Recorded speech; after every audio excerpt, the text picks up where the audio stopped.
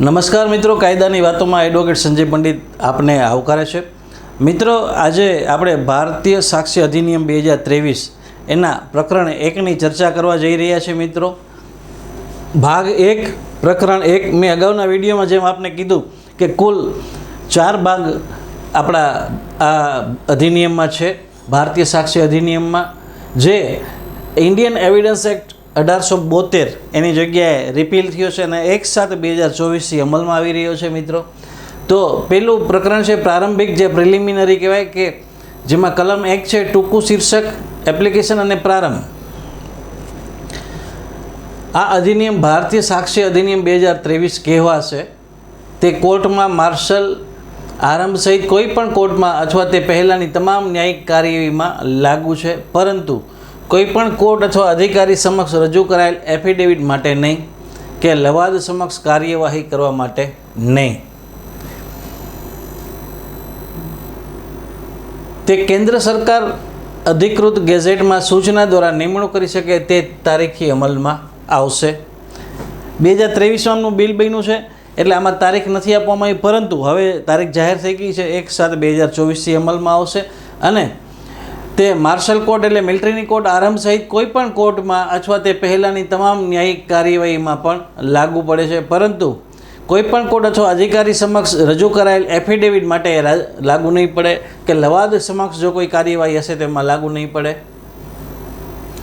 ત્યારબાદ કલમ 2માં બધી વ્યાખ્યાઓ આપવામાં આવી છે, જેમાં કલમ 2(1) આ અધિનિયમમાં સિવાય કે સંદર્ભ અન્યથા જરૂરી હોય, 1(ક)માં એટલે 1(a)માં જે વ્યાખ્યા આપવામાં આવી છે કોર્ટમાં તમામ ન્યાયાધીશો અને મેજિસ્ટ્રેટોનો સમાવેશ થાય છે અને તમામ વ્યક્તિઓ મધ્યસ્થી સિવાય પુરાવા લેવા માટે કાયદેસર રીતે અધિકૃત છે.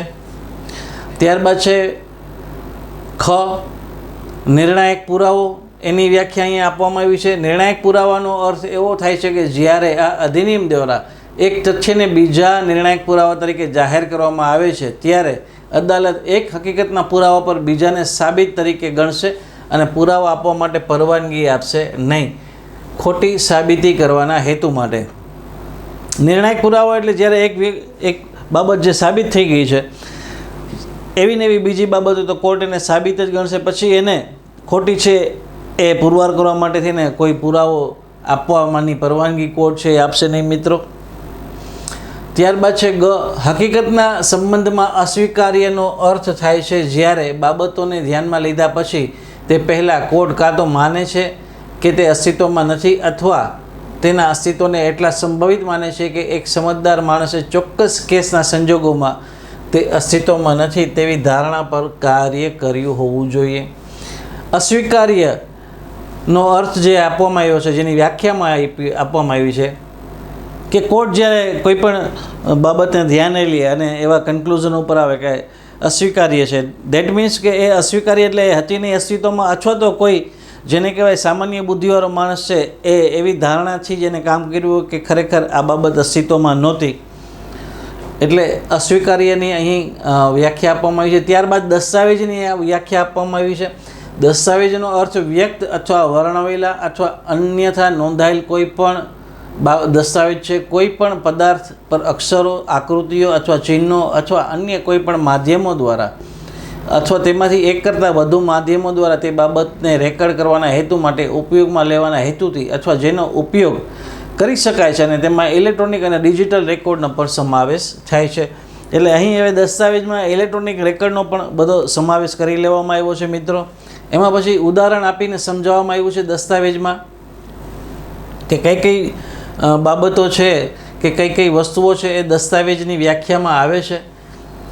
લેખન એ એક દસ્તાવેજ છે, એટલે કોઈ પણ પ્રકારનું જે લેખન છે એ એક દસ્તાવેજ છે. મિત્રો, મુદ્રિત લિથોગ્રાફ અથવા ફોટોગ્રાફ કરેલા શબ્દો દસ્તાવેજ છે. નકશો અથવા યોજનાઓ એ પણ દસ્તાવેજ છે. ધાતુની પ્લેટ અથવા પથ્થર પરનો શિલાલેખ એ પણ દસ્તાવેજ છે. જે અગાઉ આપણે જોઈ છીએ પથ્થરો પર શિલાલેખો લખેલા હોય છે, એવા કોઈ ધાતુની પ્લેટ ઉપર પણ લખેલા હોય છે, તો એ દસ્તાવેજ છે. વ્યંગચિત્ર પણ એક દસ્તાવેજ છે. જે વ્યંગચિત્રો આપણે જોતા હોઈએ છીએ કાર્ટૂન બધા છાપાઓમાં ને ટીવીમાં ને એ બધા દસ્તાવેજની વ્યાખ્યામાં આવે છે. મિત્રો, ત્યારબાદ ઈમેલ, સર્વર લોગ, કોમ્પ્યુટર પરના દસ્તાવેજો, લેપટોપ અથવા સ્માર્ટફોનના સંદેશાઓ, વેબસાઇટ, સ્થાનીય પુરાવા અને ડિજિટલ ઉપકરણો પર સંગ્રહિત વોઇસમેલ સંદેશાઓ પરનો ઇલેક્ટ્રોનિક રેકોર્ડ દસ્તાવેજો છે.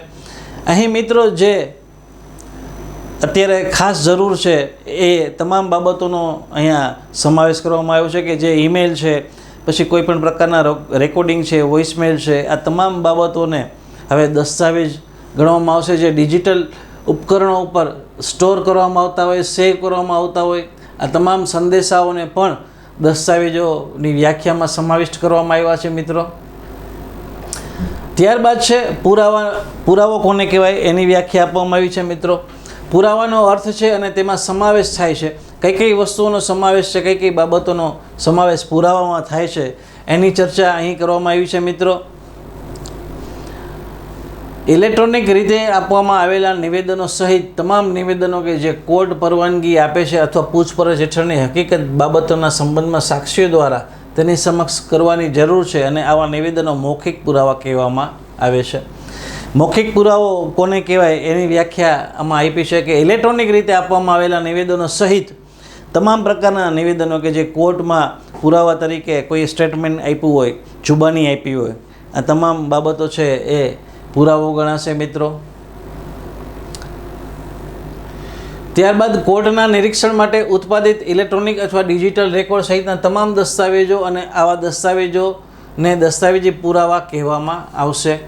એટલે કોર્ટના નિરીક્ષણ માટે પણ જો કોઈ રેકોર્ડિંગ છે, કોઈ સ્ટોર થયેલી ચીજ વસ્તુ, ઈમેલ છે, વોઇસ મેસેજો છે, આવા કોઈ પણ ઇલેક્ટ્રોનિક બાબતો છે, સીસીટીવી ફૂટેજ છે, તો આ બધા હવે એ દસ્તાવેજો કહેવાશે અને એ પુરાવો પણ એને કહી શકાય છે કારણ કે કોર્ટના ટ્રાયલમાં એનો ઉપયોગ થાય છે કોઈ પણ હકીકત છે એ સાબિત કરવા માટે અથવા તો ના સાબિત કરવા માટે.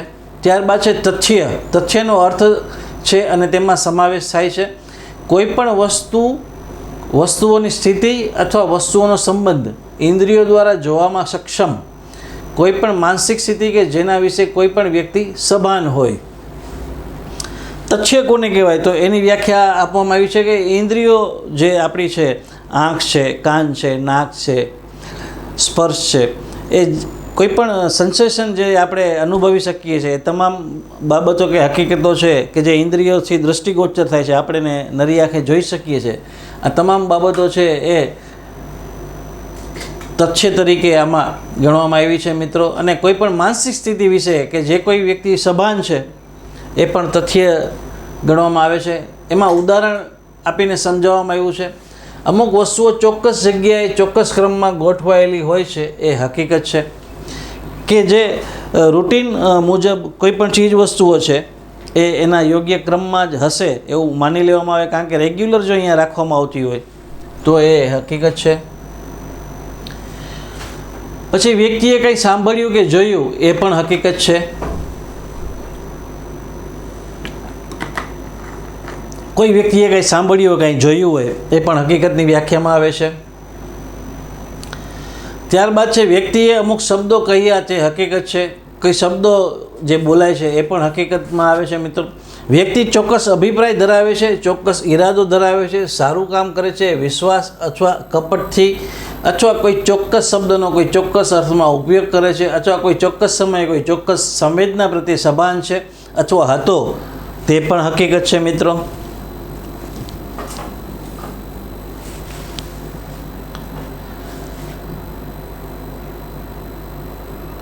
ત્યારબાદ છે સમસ્યામાં તથ્યોનો અર્થ છે અને તેમાં એવી કોઈ પણ હકીકતનો સમાવેશ થાય છે કે જેમાંથી કાંઈ તો પોતે અથવા અન્ય તથ્યોના સંબંધમાં અસ્તિત્વ, બિનઅસ્તિત્વ, પ્રકૃતિ અથવા હક, જવાબદારી અથવા વિકલાંગતા કોઈ પણ દાવો કરવામાં આવ્યો અથવા નકારવામાં આવ્યો અથવા આગળ વધવું આવશ્યકપણે અનુસરે છે. એટલે સમસ્યા બાબતના એટલે વાદગ્રસ્ત તથ્યો જેને કહેવાય કે કોઈ પણ બાબતે જો કોઈ ડિસ્પ્યુટ ઊભો થયો અને એના કારણે જો આગળ વધવાનું આવે તો એને સમસ્યાના તથ્યો કહેવામાં આવે છે. સમજૂતી જ્યારે પણ કાયદાની જોગવાઈઓ હેઠળ કાયદાની જોગવાઈઓ હાલના સમય માટે નાગરિક પ્રક્રિયાને લગતી અમલમાં છે ત્યારે કોઈ પણ અદાલત હકીકતોનો મુદ્દો નોંધે છે ત્યારે આવા મુદ્દાના જવાબમાં દાવો અથવા નકારી કાઢવાની હકીકત એ મુદ્દાની હકીકત છે. પછી સમજૂતી 2 છે, જ્યારે પણ કાયદાની જોગવાઈઓ હેઠળ કાયદાની જોગવાઈઓ હાલના સમય માટે નાગરિક પ્રક્રિયાને લગતી અમલમાં છે ત્યારે કોઈ પણ અદાલત હકીકતોનો મુદ્દો નોંધે છે ત્યારે આવા મુદ્દાના જવાબમાં દાવો અથવા નકારી કાઢવાની હકીકત એ મુદ્દાની હકીકત છે. એટલે કોર્ટ જ્યારે કોઈ ઇસ્યુ ઉપર જેને કહેવાય કંઈ ચુકાદો આપ્યો હોય કોઈ મુદ્દાઓ ઉપર તો એને મુદ્દાની હકીકત તરીકે જોવામાં આવે છે, ગણવામાં આવે છે, એવું અહીં કહેવાનું થાય છે મિત્રો. ત્યારબાદ એમાં ઉદાહરણો આપીને સમજાવવાનો પ્રયાસ કરવામાં આવ્યો છે. ઉદાહરણો સમજીએ. એ પર બીની હત્યાનો આરોપ છે તેની સુનાવણી વખતે નીચેની હકીકતો મુદ્દા હોઈ શકે. એ પર બીની હત્યાનો આરોપ છે તો એમાં ડિસ્પ્યુટેડ ફેક્ટ શું હોઈ શકે, ઇસ્યુ શું હોઈ શકે, કોર્ટે શું નક્કી કરવાનું છે. તો એ બીના મૃત્યુનું કારણ બન્યું કે હવે કોર્ટે આમાં કયા કયા તથ્યો કે કયા કયા ઇસ્યુ ઉપર ચુકાદો આપવાનો છે, આ હત્યાના આરોપમાં કયા કયા ઇસ્યુ છે એ નક્કી કરવાના છે. એનો જવાબ પછી હકારમાં હોઈ શકે, નકારમાં હોઈ શકે, પોઝિટિવ હોઈ શકે, નેગેટિવ હોઈ શકે, ઇન્ફર્નિટિવ પણ હોઈ શકે, જેને કહેવાય અંશતઃ હકારમાં અંશતઃ નકારમાં. એ બીના મૃત્યુનું કારણ બન્યું. એ બીને મૃત્યુના કારણ બનવાનો ઈરાદો રાખ્યો હતો, એનું ઇન્ટેન્શન, એને જેને કહેવાય ઇસ્યુ જે મુદ્દાની હકીકત છે એ ઇન્ટેન્શન હતું કે નહીં. એને બી તરફથી ગંભીર અને અચાનક કોઈ ઉશ્કેરણી મળી હતી, એટલે કોઈ જેને કહેવાય સડન પ્રોવોકેશન પ્રાપ્ત થયું હતું. એ કૃત્ય કરતી વખતે જે બીનું મૃત્યુ થયું હતું તે કારણસર હતું. મનની અસ્વસ્થતા, તેનો સ્વભાવ, જાણવામાં અસમર્થ. હવે જ્યારે એ આ જેને કહેવાય કે હત્યા કરી ત્યારે એની મનની અવસ્થા શું હતી એ બધી સમજી શકે એવી હતી કે નહીં. તો આ તમામ ઇસ્યુ છે એ કોર્ટે વિચારવાના હોય છે. એની ચર્ચા અહીં કરવામાં આવી છે મિત્રો, જેને મુદ્દાની હકીકત કહે છે કે કયા કયા મુદ્દા નક્કી કરવાના હોય છે. પછી એના પછી જે વ્યાખ્યા છે માની શકે છે. જ્યારે પણ તે આ અધિનિયમ દ્વારા પ્રદાન કરવામાં આવે છે કે કોર્ટ કોઈ હકીકતનું અનુમાન કરી શકે છે તે ક્યાં તો આવા તથ્યને સાબિત થયેલી માની શકે છે, સિવાય કે જ્યાં સુધી તે ખોટા સાબિત ન થાય અથવા તેની સાબિતી માટે બોલાવી શકે.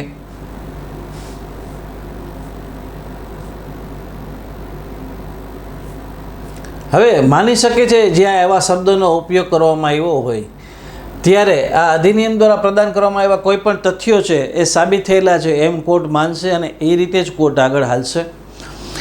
ત્યારબાદ એના વિરુદ્ધનું પુરવાર કરવાની જવાબદારી છે એ સામેવાળા પક્ષની હશે, કારણ કે કોર્ટ છે એ માનીને જ ચાલશે. જો માની શકે છે એવા શબ્દોનો ઉપયોગ ક્યાંય કાયદાની કોઈ વ્યાખ્યામાં, કોઈ જોગવાઈઓમાં કરવામાં આવ્યો હોય ત્યારે.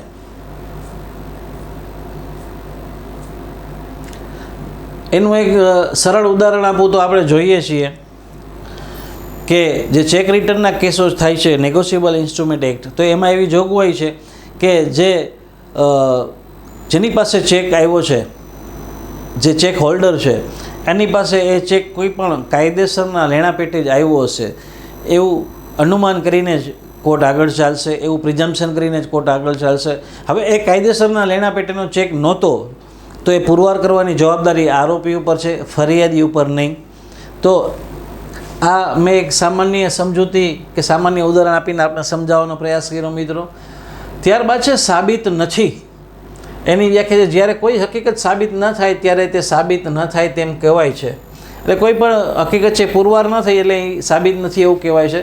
પછી સાબિત હકીકત ત્યારે સાબિત થાય છે જ્યારે તેની સામેની બાબતોને ધ્યાનમાં લીધા પછી અદાલત કાં તો તેને અસ્તિત્વમાં માને છે અથવા તેના અસ્તિત્વને એટલી સંભવિત માને છે કે કોઈ વિવેકપૂર્ણ માણસે ચોક્કસ કેસના સંજોગોમાં તે અસ્તિત્વમાં છે એવી ધારણા પર કાર્ય કરવું જોઈએ.